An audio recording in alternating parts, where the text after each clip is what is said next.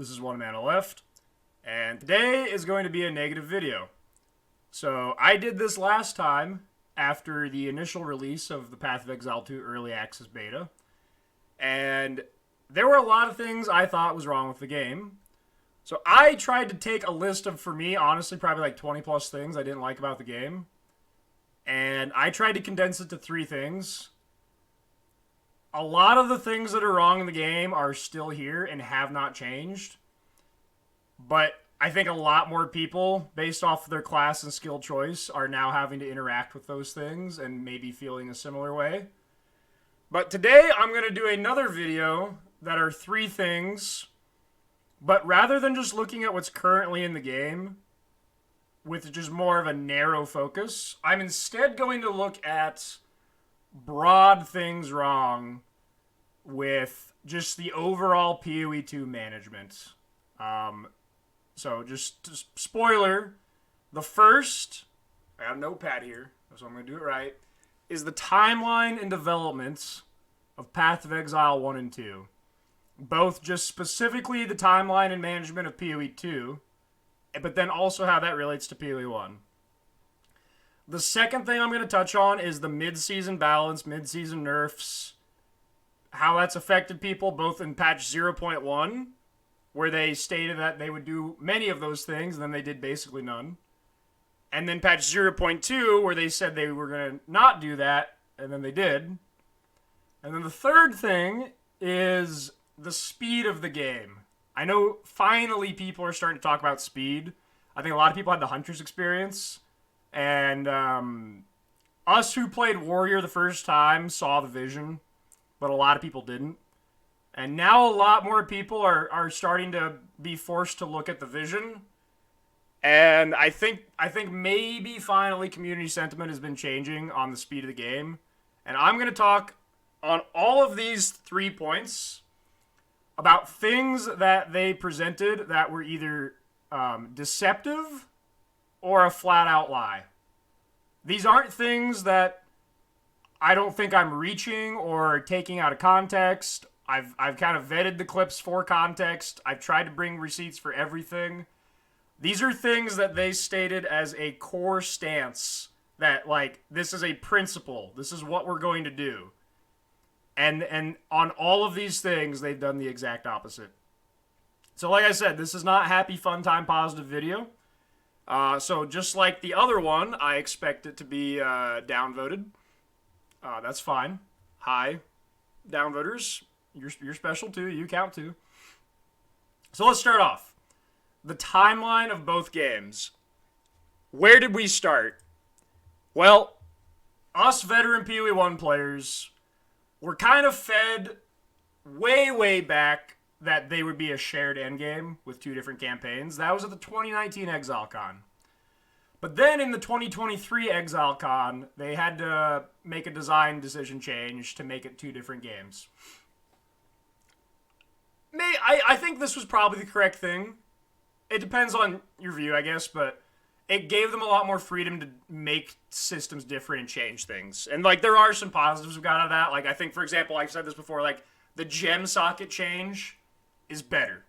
Like, that's something you can gain by changing the entire game. I think there's other things like pausing that would have been harder to do on the same game. Like, anyways, we were kind of sold from the beginning that the development of the second game would not affect the first game.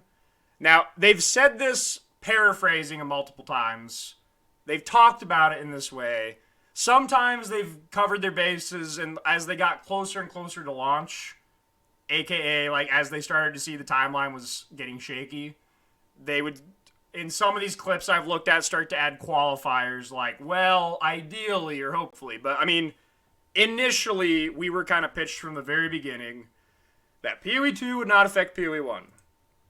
Can you briefly explain what future is for Path of Exile 1 when we are looking to the PoE 2 release, so the next month, and after the PoE 2 release? So our intention with Path of Exile 1 is to carry on basically what we've been doing so far, which is quarterly expansions that introduce new challenge leagues, endgame changes, metagame changes, and we're very cognizant of the fact that because Path of Exile 1 is a separate product from Path of Exile 2, we don't need to allow Path of Exile 2's ongoing development to affect Path of Exile 1 necessarily. We can make sure that Path of Exile 1 keeps evolving in its own direction, and we have staggered our launches of leagues, so the Path of Exile 1 will occur sometime after each of the Path of Exile 2 launches, meaning if players want to, they can play the PoE 2 expansion and then come and play a Path of Exile 1 expansion maybe 8 or 9 weeks later in the 13-week cycle. Yeah. Okay, so PoE 1 and 2. Alright, so understandably, a lot of PoE 1 players were happy to hear that. Like, oh, we can play both games, and they'll stagger the seasons. Well, as we've seen with 325 into the PoE 2 launch into 326, it has not played out that way. We are currently in the 10th month of Settlers of the Calgary League. You heard that correct. We're in the double-digit month of Settlers of the Calgary. How did we get here? Now, I understand. I'm going to try to address all possible criticism in advance, because I could understand someone being like, well, Connor, things went wrong. You know, everyone has a plan until they get punched in the mouth. They had things that went wrong, and they had to pivot. So they had to change their mind on their original statements. I understand that argument. I'm going to try to present you with some receipts that counters that argument. So, October came along, and no news of 326, which was, once again, the 4th month of Settlers of the Calgary League. October 31st, Halloween, end of the month, we get an announcement talking about 326, expansion timeline. And it says, after many days of internal discussion, we made the decision not to launch 326 for Path of Exile 1 this year. We're looking to announce this league in early 2025, think late January. Okay, understandable. I mean, I don't think most PoE 1 players ever fully believed it. We knew that around launch there would be, you know, things stretching thin. That's understandable. However, late January rolled around, and we got this video on January 29th, about as late as you can go into January. Jonathan, as many of you who maybe played Freesia League after all the backlash, well, not League, Freesia event, kind of had to come in front of the camera and say something that it's not that they don't have the league ready on time. He made the revelation that they actually have had 0 people working on Path of Exile 1 the entire time. From Settlers of the Calgary launch to late January, there has been 0 people working on Path of Exile 1. Now, I know you're thinking, Connor, surely fires started and they had to put fires out. They had to be agile. This wasn't a lie. This was simply, you know, shit happened, shit hit the fan, and they had to address it. And that's why no one worked on Path of Exile 1 for 7 months. Well, I'm sorry, but here comes the cold water. Because they actually knew all along, and this is kind of a recurring theme, that there are timestamps where they obviously know what they're saying isn't true, but this is kind of a PR tactic to soften the blow. You know, if you crash your car and you got to tell your dad, you don't say, Dad, I crashed the car. You say, Dad, I had a rough trip home. Oh, it was a fender bender. Inch toward, oh, it's totaled. Like, this is that common trick of, we don't want to say the full thing right away, even though we know it's bad. Well, if you think I'm exaggerating this, let's look at some receipts. So, what does he say in this interview? Or in this announcement? The problem is, we got to the middle of October, and PoE 2's launch was imminent. And I'll tell you what. The problem is, we got to the middle of October, and PoE 2's launch was imminent. And I'll tell you what. Taking people off PoE 2 at that point was just impossible. The endgame was not in a shippable state. But you know what? We could still do it. If the PoE 1 team just kept helping until PoE 2 shipped in late November, we could still do it. Maybe the scope would need to decrease a little bit, but mid-February was still possible. We just needed to ship this damn game first. Get it out of the way. We literally couldn't think about anything else until it was done. But we still had time. The problem is, we were fooling ourselves. PoE 2 was delayed 3 weeks, making the problem even worse. And then after the game was released, well, of course we had to immediately deal with all the problems. How could we think about making a PoE 1 expansion when we still have hundreds of thousands of people who are having bad experiences in PoE 2? There are crashes, there are severe in-game balance problems. How could I justify taking some of the most experienced developers we have off PoE 2 when it's on fire? Now, after the Christmas break, we had to really admit something to ourselves. We had to really admit something. That's why I'm here today. The most urgent priority was getting PoE 2 to a point where it didn't have major issues. And it's hard to even think about what PoE 1 needs when PoE 2 has really obvious problems that need fixing. Yep, the younger child's complaining, the teenager can wait. We needed to get it to the point of stability and balance, and to fix the most severe deficiencies that PoE 2 has before we can take our eyes off it. So what does that mean? Well, it means that we can't really work on PoE 1 3.26 until PoE 2 0.2.0 has shipped. Okay, so, to summarize, there's been 0 people working on Path of Exile 1 since the launch of Settlers of the Calgar. But where's the problem? Where do I have a bone to pick here? Let's play that back one more time. The problem is, we got to the middle of October, and PoE 2's launch was imminent, and I'll do it. The problem is, we got to the middle of October, and PoE 2's launch was imminent, and I'll tell you what. So you're telling me that on October 31st, we were told that there would be an announcement about the 3.26 timeline at the end of January, only to get to the end of January and then have them tell us there's been nobody working on PoE 1 at all, and we've been aware of that the entire time. Once again, this is kind of an activity known as just softening the blow. Like, they know what they're saying is either a partial truth or not true at all, but it aids in softening the blow. And this same tactic has been used for depictions of speed of the game.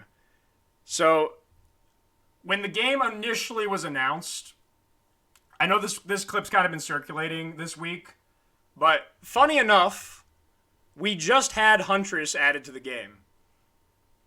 There is actually footage from a video 3 years ago, narrated by your own truly Chris Wilson, of Huntress gameplay in Act 2. Now, I want to provide full context here. This is a level, I think, 19 zone. This is like the 4th or 3rd zone after defeating the Count in Act 1. This is a level, I think, 19 character. And channel your imagination real quick. Have you played Huntress? Have you seen Huntress gameplay? Have you seen some streamers take 6 hours to get to a level 22 zone like this? Imagine how fast that is. Now watch what was presented to us 3 years ago. Take a gander.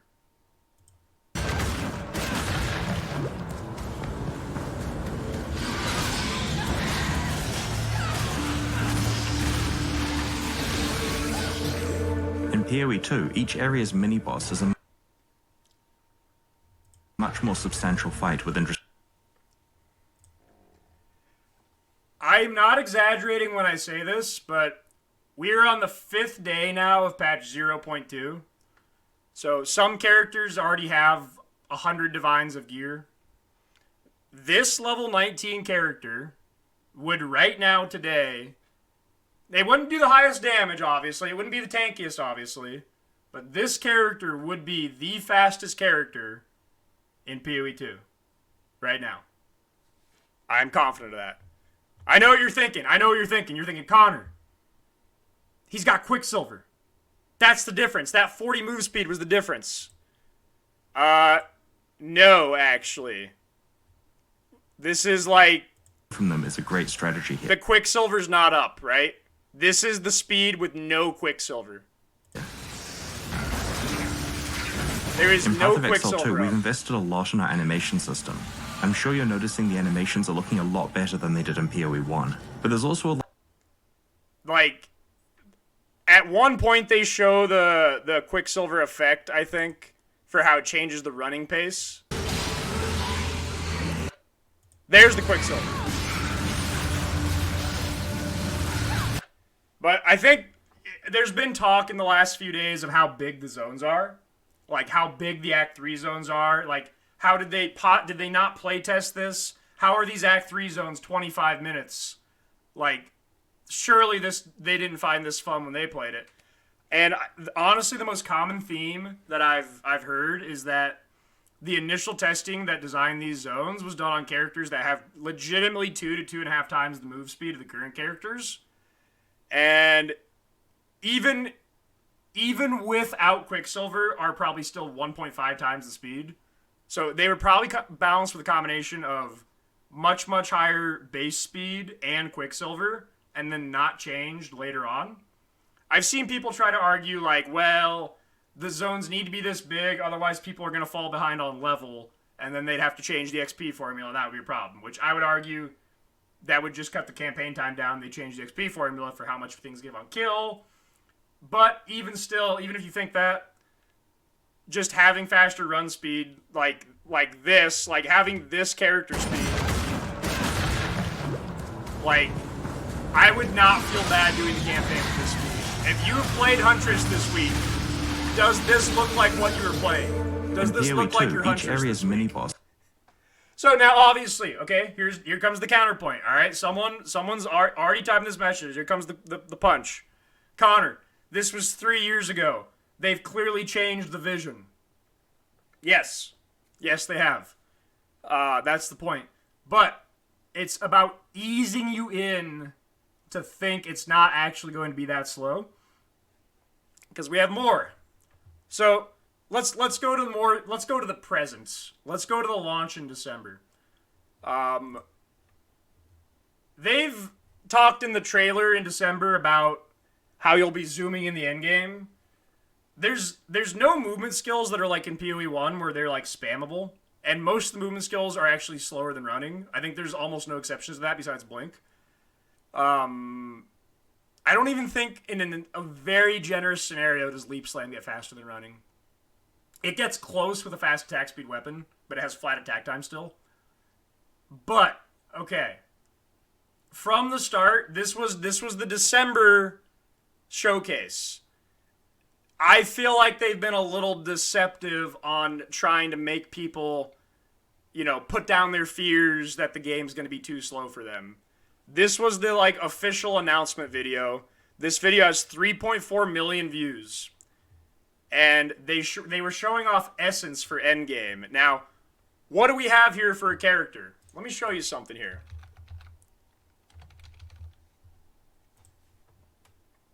I'll pull this up in a second. Alright. So they have an Essence here. And we have a character that we can't see any sockets on. Based off what we know the base items are, it's clearly a campaign finished character. But we see 0 spirit reserved. We have no numbers on life or mana. We do see they have a number of skills. So this is I see this and I think this is like a level 70 character. But maybe I'm reading into this wrong. But without giving us any of that further information, the showcase, they use an Essence of Haste on a pair of white boots. We could use this one on some boots to ensure a movement Which are level 65 requirement. Okay. speed mod. And they just hit 35 move speed. I remember after this clip went out, a lot of people were sharing info that 60 would be the top roll. Which I tried to find it, and I did not ever find a video clip or quote showing GGG said that. So I think that was a rumor that people spread based off watching this, and then someone said 60 is the top roll, and then everyone just spread that rumor. So, okay, once again, you could say that was the community's fault, right? They didn't say 60 was the top. They just showed this clip right here. But, it's, to me, a little bit deceptive that in a very average-looking setup, they just Essence 35 move speed. And now, why is that deceptive? Let's look at boots. The 35 move speed roll is gated behind item level 82. That is tier 18 maps. I bet 99.5% of players that play PoE 2 never put on a pair of 35 move speed boots. For once again, you might think, oh, highest tier map. So you just get to the high. No. 15 is the highest tier map. This is tier 18. That means you have to have a tier 15 map, corrupt it 1 and 8 into a tier 16, have a corruption zone, which has now been removed for the cleansed zones, and then either have it be irradiated or have it be a boss zone with the arbiter node. All three of those stacked together to make a tier 15 into a tier 18, and then have a boot drop that can roll 35 move speed. This is not directly a lie, but for that to be the showcase in your like announcement teaser video, I feel like this leads into the trend of downplaying how slow the game is because they know the community wants it fast, especially the PoE 1 players. So by doing it this way, they kind of slowly inches toward reality of how slow it actually is. And once again, on the 0.1 launch, a lot of the warrior players got to see the full vision, and a lot of other characters didn't. And now a lot of other characters in 0.2 are finally seeing that same vision. So this isn't directly a lie. It would be unfair to call it that, but it's. I feel like this combination of stuff has just been a slow trickle of easing us into how slow the game actually is. That's probably a good marketing strategy. I'm sure they've done the numbers and it's worked. But I feel like now the state we're at where people are like having to just live in the slowness, I feel like now people are starting to question what they were originally shown. But okay. The third point I'm going to talk about is how they've done patch balance of builds. So it is an early access. It is a beta. Naturally, what you would expect from that is a lot of skill balance.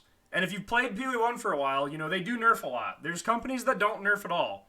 You know, you have like your Diablo type games that they only buff everything. And that's how numbers get to 12 1 billion damage per microsecond. Because if you just, every patch, just buff everything to the top build, and then add new stuff that breaks the game, and then the next patch you buff everything to the top build, that's how you do a just like infinity to the infinity of power DPS with everything. Well, GGG is a company historically that has done nerfs instead, which is good. That keeps things checked. I know people don't like that philosophy, but it really just boils down to it makes the game have more sane numbers. And honestly, when people say the suggestion like, why not just buff everything to the top and then buff the monster HP? You do realize that is the same thing, right? That is fundamentally the exact same thing as nerfing everything and then keeping the monster HP the same. So there's people that are new to the grinding gear games balance philosophy that don't like that, but historically it's something they've been right on. So going into the early access portion in December, they talked about there would be balance changes. There would be nerfs, there would be buffs. I think at one point they said rapid iteration. Well, here's the thing. We got to the December 6th launch, and they did almost no balance whatsoever. They did a supercharged slam nerf, then they did a cast on freeze nerf, then they did an armor explosion nerf when warrior was already the bottom play rate class, and then that was all. That was it. Oh yeah, that poison arrow, gas arrow, Jungron, Korean guy build, whatever, because the gem was 50% more damage per level, so it did like 1,000,000 DPS at gem level 40 baseline. I think those were the only nerfs, which you can say, oh yeah, that's like 4 nerfs. One might have been a bug fix, but for all the builds in the game that were like really obviously overperforming, for that to be all they did in the first 4 months is kind of insane. Like, for saying it's an early access beta, we're going to nerf stuff, we're going to buff stuff, they didn't actually end up buffing anything. And they nerfed 2 times the class with the lowest play rate, and they nerfed cast on freeze. And their excuse after this was that after the cast-on freeze nerfs, that there was backlash from players who were unhappy with their mid-league nerf. And which is, okay, understandable, because they don't do mid-league nerfs in PoE 1. They do, instead, every 3 or 4 months, or in this case, the Settlers of the Calgar, year and a half, they do a big patch, and they do balance changes then. And then they try not to do balance changes in between. So they basically said, look, we got pushback from that cast-on freeze nerf. We can't do any nerfs anymore. Our hands are tied. I feel like that's a just complete deflection because, like, it is advertised up front. This is early access beta. We're going to buff and nerf stuff. To have, like, a little bit of pushback from the cast-on freeze people to stop all balance, to me, was insane because for me personally, like, I was playing Warrior. It felt weak. And I was like, logically, I should just reroll Spark Archmage. That would make the most sense. But then I just kept thinking to myself, I'm going to do this 50-hour campaign or whatever again, and the second I finish it, they're just going to nerf Spark Archmage. Why? Because obviously. It was like so obviously better than everything else that it just seemed like, why waste my time switching when it's just going to get nerfed after I spend 3 days on a campaign? Well, they didn't end up doing any changes at all, and I eventually switched 3 weeks later when I realized, oh, they're not going to do this. And then they basically took the stance that they're not going to nerf or buff anything till 0.2. Okay. I disagree with that because of how it was presented versus how it was executed. But they changed their tune this time around. They adopted the PoE 1 stance. They've said, we're not going to mid-league nerf for PoE 2 early access beta. We're going to do a patch cycle like PoE 1, where we have patch 0.1, patch 0.2, patch 0.3, and this is when we're going to do balance changes. In fact, Zizarin and Jonathan just did a Q&A. Where are we at here? And just talked about this point. Let's see what they said. I don't think that you can just nerf people in the middle of a league no matter what. Like, no matter we get what. highly punished for that. No matter what. I don't think that you can just nerf people in the middle of a league no matter what. Like, we get highly punished for that. Look, I mean, people are going to be unhappy about nerfs whenever we do them, as you know, like, as we can see. But like, it is actually strictly worse if you get nerfed while you're playing the game. There was another spot where they talked about Huntress Lightning Spear and how, well, they can't nerf it because people are already playing it. Well, have I got some news for you? Let's look at the first case point here. We have, there was minion nerfs. So, this was a couple days ago now. But so, people told me that their Infernalists that were using the Arsonists, the one that throw the bombs, their tooltip was down 90% from the patch. Now, I can't personally confirm this, but I have heard of figures that they were down about 70% of their damage, to the more extreme case of losing 90% of their damage.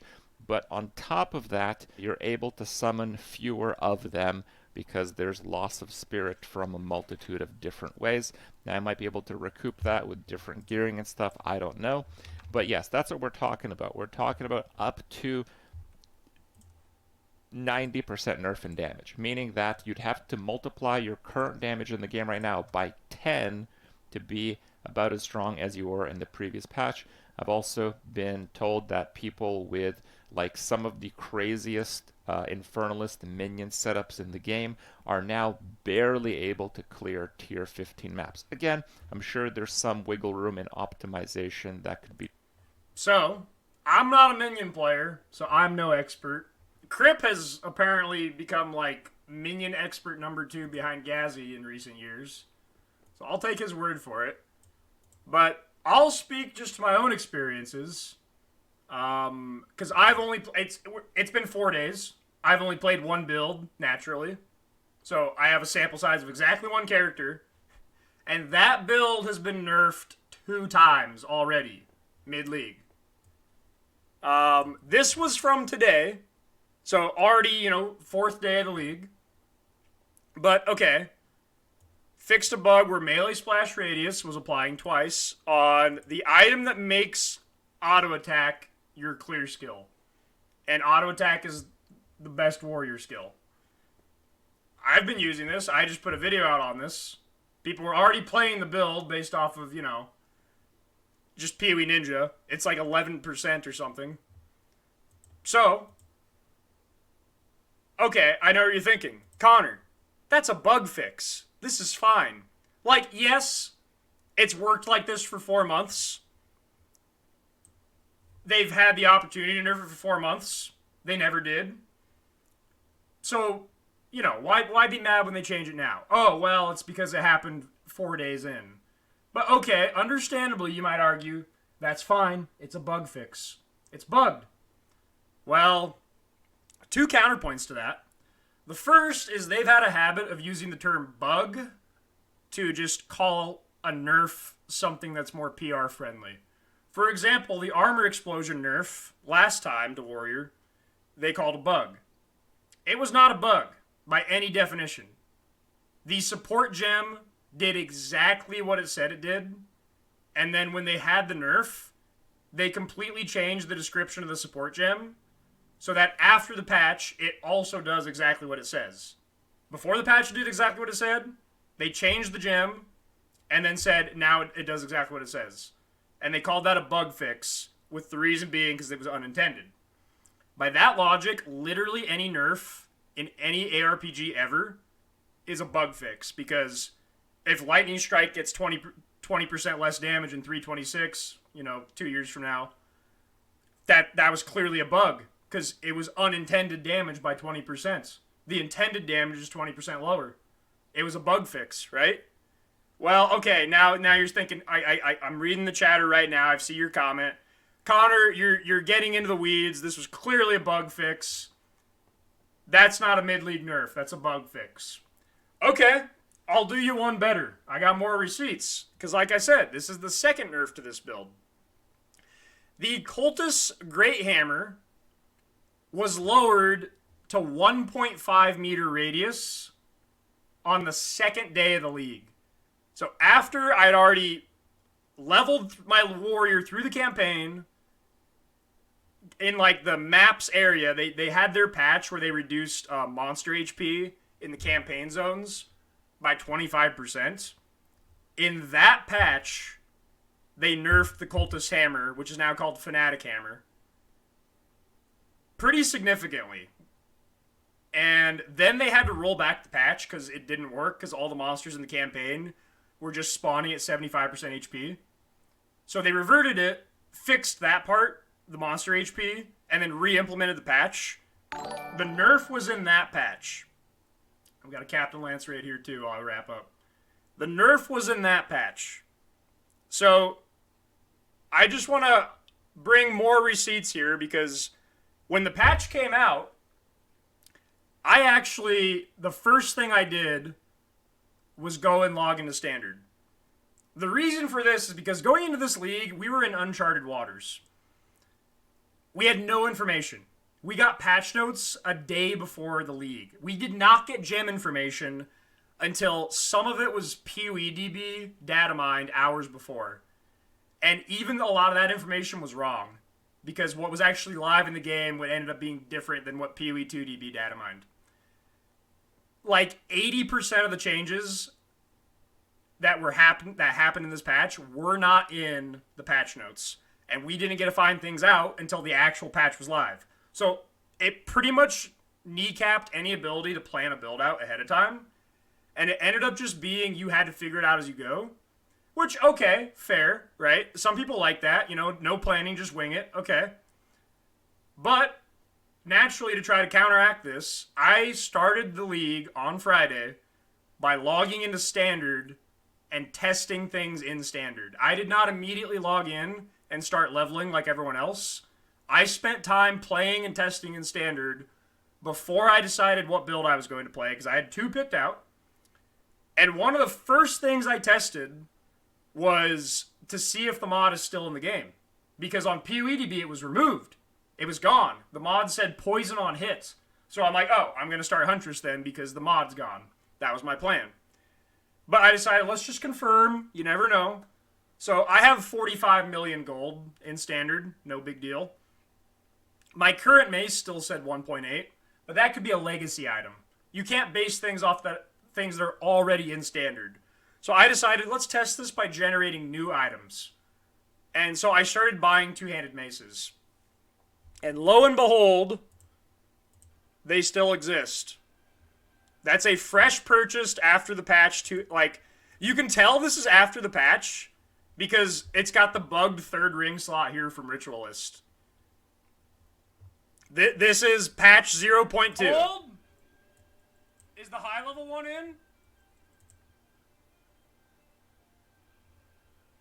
We're back. We're in. We're in, boys. So, upon seeing that this was in the game, unnerfed, I decided to instead roll Blacksmith, and many other people did, because I put out, 2 video guides for this? There are people clearly playing it. You can check Pee-wee Ninja numbers. Well, in that patch that happened 2 days into the game, they changed this to 1.5. So this was the first mid-league nerf. Now you might think, oh, 1.5, 1.8, what's the difference? This is not area. This is base radius. Okay? So before, it was 20% higher radius. Which means before the mid-league nerf, we had 44% more area of effect. That is more than any support gem in the game can add. So we lost 1.5 links equivalent 2 days into the patch. And then the nuke from orbit on the bug fix, which, once again, if that was... They should have fixed it first, right?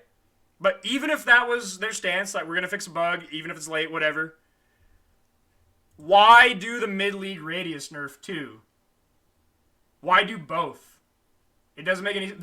why in the middle of a new league, 4 days in, after people have committed their character, take away 44% more area of effect? So, yeah, this build got the double tap. I think these 3 things in the overall scheme of PoE 2 have been my larger picture zoomed out issues with the game.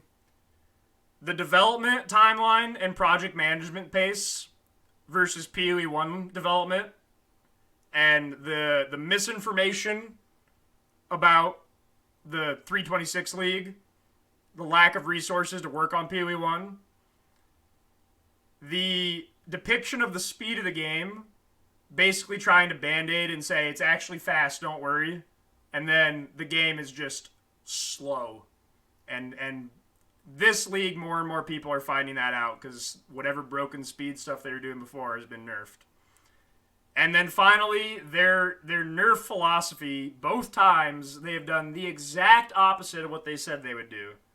From saying there's going to be rapid change and then not doing any, to saying they're going to adopt the no mid-league nerf philosophy, which, remember, we got him in 4K. My key thing that I want to try and achieve always is that whenever... We got him in 4K. I don't think that you can just nerf people in the middle of a league no matter what. No matter what. You can watch the whole thing for context. Path of Exile 2, Dawn of the Head Dev's Insight. They are consistent on that the entire time. So, having that presented philosophy, and then for the second time in a row, doing the exact opposite of that, has just been really frustrating as a player.